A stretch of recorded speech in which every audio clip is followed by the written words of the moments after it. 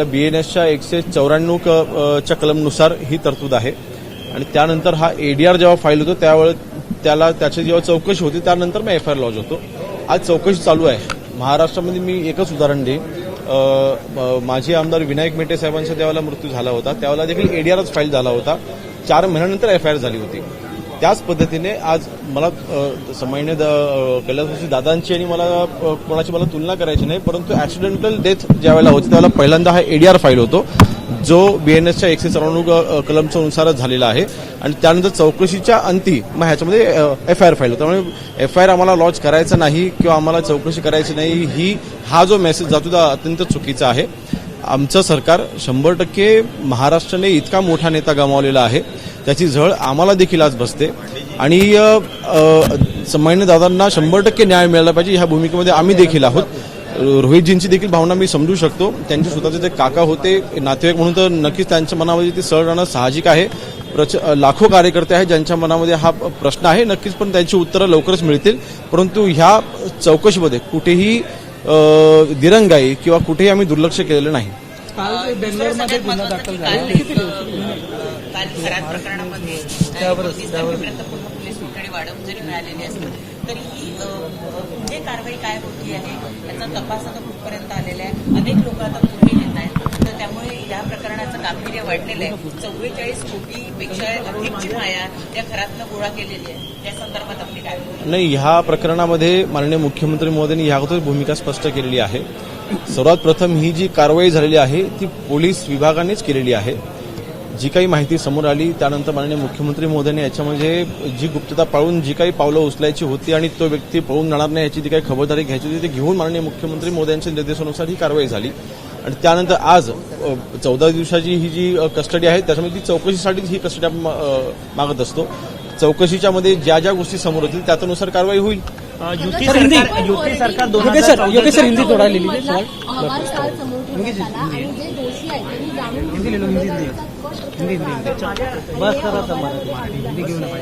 मला वाटतं जो काही अहवाल काल आम्ही पटलावर ठेवला आहे त्याच्यानुसार जी काही कायदेशीररित्या कारवाई करायची 100% आपण केलेली आहे. भविष्यामध्ये अशा घटना घडू नये ह्याकरता ज्या उपाययोजना करायच्या आहेत त्याच्या देखील त्याच्यामध्ये नमूद आहे. मला वाटतं या सगळ्या गोष्टींचा समावेश एक जो काही अपघात घडला की जे काही प्रकरण घडलं त्याच्यामधनं शिकवण घेऊन भविष्यामध्ये होणार नाही याची आम्ही उपाययोजना करतो. पहला खराब से जुड़ा हुआ मामला है, कई मामले सामने आ रहे हैं उसमें. जिस तरह से रात में भी कई जगह रेड पड़ी है, कहाँ से वो अंगूठियां लेके आते थे और गंडे बेचा करते थे. क्या अभी तक इन्वेस्टिगेशन में देखिए, अशोक खरात के मामले में उस व्यक्ति को कड़क शिक्षा होनी चाहिए. जो भी इन्वेस्टिगेशन में चीजें सामने आएंगी उस हिसाब से हम आगे एक्शन लेंगे. 14 डेज की जो कस्टडी हमें मिली है, पुलिस को जो मिली है, उसमें इंक्वायरी करने के लिए हम ये कस्टडी की डिमांड करते हैं और कस्टडी हमें दी गई है. तो मेरे ख्याल से कस्टडी में इन्वेस्टिगेशन में जो भी चीजें सामने आएगी उसके ऊपर कार्रवाई होगी.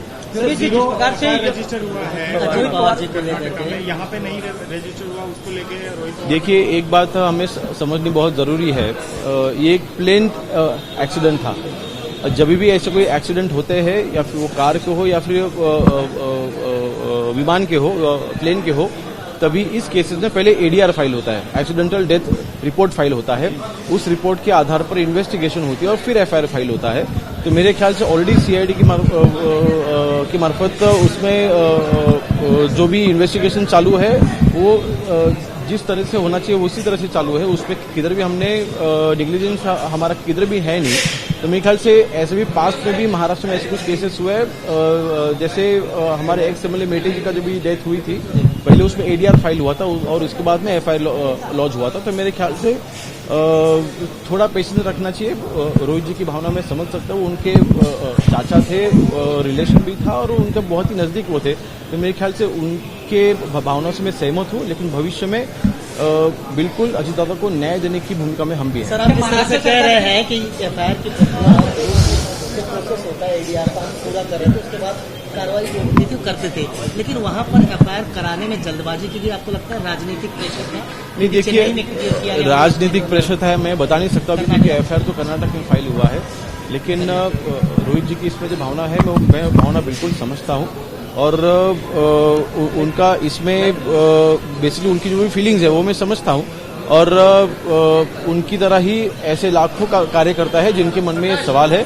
बिल्कुल उनको सैटिस्फैक्टरी जवाब हम देने का बिल्कुल प्रयास करेंगे। खरात वाले मामले में सवाल ये है, बाबा खरातची जी खरात वाले संस्था मामले में आहे त्या सवाल ये है। संस्थेला महाविकास आघाडी सरकारने जशी मदत केली होती तशी युती सरकार जे 2014ला होतं त्यांनी सुद्धा मदत जी आहे ती केली होती। पर्यटन विभागानं 1.5 कोटीचा निधी जो आहे तो त्या काळात 2018ला खरातच्या नाही, संस्थेला आता दिला होता। त्याची माहिती माझ्याकडे आता सध्या उपलब्ध नाही। निधी कोणाच्या मागणीनुसार झाला, त्याची डिमांड कोणी केली होती, परंतु मला वाटतं ज्यावेळेला पर्यटन क्षेत्र म्हणून एखादं जेव्हा देवस्थान असतं तिथल्या भाविकांच्यासाठी ह्या सुविधा असतात, त्या काही कोणाच्या वैयक्तिक मालकीच्या नसतात। सरकारी जेव्हा आपण निधी खर्च करतो त्यावेळेस त्या सार्वजनिक उपयोगासाठीच्या असतात। त्याच उद्देशाने हा निधी दिलेला असावा। ह्याच्यामध्ये आता जे प्रकरण घडले त्याला त्याच्यामध्ये थेट जोडणे कारण चुकीचं राहील। थँक्यू। एबीपी माझा, उघडा डोळे बघा नीट।